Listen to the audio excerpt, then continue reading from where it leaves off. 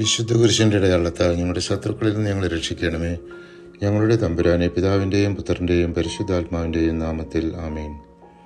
Solomon സിംഹാസനസ്ഥനായതിനു ശേഷം അവൻ തൻ്റെ എതിരാളികളെ നിർമ്മാർജ്ജനം ചെയ്യുന്നു. ദാവീദിനെ ശുശ്രൂഷിച്ചിരുന്ന അഭിഷാഗിനെ ഭാര്യയായി കിട്ടാൻ അഭ്യർത്ഥിച്ച അദോനിയായുടെ ലക്ഷ്യം തൻ്റെ അധികാരപരിധിയിലേക്കുള്ള ഒരു കടന്നുകയറ്റമായി കരുതിയ സോളമൻ രാജാവ് ബാനയോട് കൽപ്പിച്ച് ബാനയ അദോനിയായെ വധിച്ചു. സോളമൻ തൻ്റെ പിതാവായ ദാവീദിൻ്റെ അനുശാസനങ്ങൾ അനുസരിച്ചു. ബലിപീഠത്തിൽ അവൻ 1000 ദഹനബലി അർപ്പിച്ചിട്ടുണ്ടായിരുന്നു. അവിടെ വെച്ച് രാത്രി കർത്താവ് സോളമന് സ്വപ്നത്തിൽ പ്രത്യക്ഷനായി. ദൈവം അവനോട് അരുളി ചെയ്തു, നിനക്ക് എന്ത് വേണമെന്ന് പറഞ്ഞുകൊള്ളുക. സോളമൻ മറുപടി പറഞ്ഞു, എൻ്റെ ദൈവമായ കർത്താവെ, ഭരണപരിചയമില്ലാത്തൊരു ബാലനായിരുന്നിട്ട് പോലും ഈ ദാസനെ എൻ്റെ പിതാവായ ദാവീദിൻ്റെ സ്ഥാനത്ത് രാജാവാക്കിയിരിക്കുന്നു.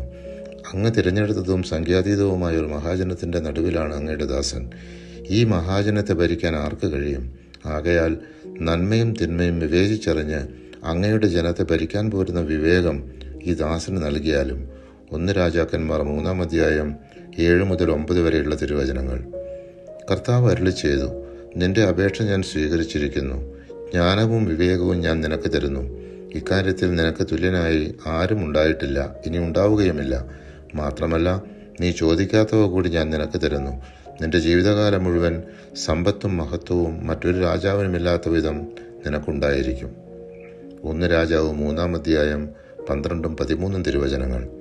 ഒരു ദിവസം 2 വേശ്യകൾ സോളമന്റെ അടുത്ത് വന്ന് പരസ്പരം കുറ്റാരോപണം നടത്തി പറഞ്ഞു, താൻ പ്രസവിച്ച കുഞ്ഞ് മറ്റവൾ എടുത്തു, കാരണം അവളുടെ കുഞ്ഞ് മരിച്ചുപോയിരുന്നു. രാജാവ് സേവകനോട് ഒരു വാൾ കൊണ്ടുവരുവാൻ കൽപ്പിച്ചു. എന്നിട്ട് പറഞ്ഞു, ഈ കുഞ്ഞിനെ 2ആയി വിഭജിച്ച് നിങ്ങൾക്ക് 2 പേർക്കും തരാം. കുഞ്ഞിൻ്റെ യഥാർത്ഥ അമ്മ രാജാവിനെ വിലക്കി. തനിക്ക് കുഞ്ഞിനെ കിട്ടിയില്ലെങ്കിലും കുഞ്ഞിൻ്റെ ജീവന് അപകടം വരുത്തരുത്. എന്നാൽ മറ്റവൾ പറഞ്ഞു, കുട്ടിയെ എനിക്കും വേണ്ട, നിനക്കും വേണ്ട, അവനെ വിഭജിക്കുക. സോളമന് യഥാർത്ഥ അമ്മ ആരെന്ന് മനസ്സിലായി. അവൾക്ക് കുഞ്ഞിനെ കൊടുത്തു. പരിശുദ്ധാത്മാവെ, തിരുവചനത്തിൻ്റെ അനന്തശക്തിയാൽ ആത്മാവിൻ്റെ ബലങ്ങളും ദാനങ്ങളും നൽകി തീക്ഷ്ണതയാൽ ഞങ്ങളെ ജ്വലിപ്പിക്കണമേ. ആമേൻ.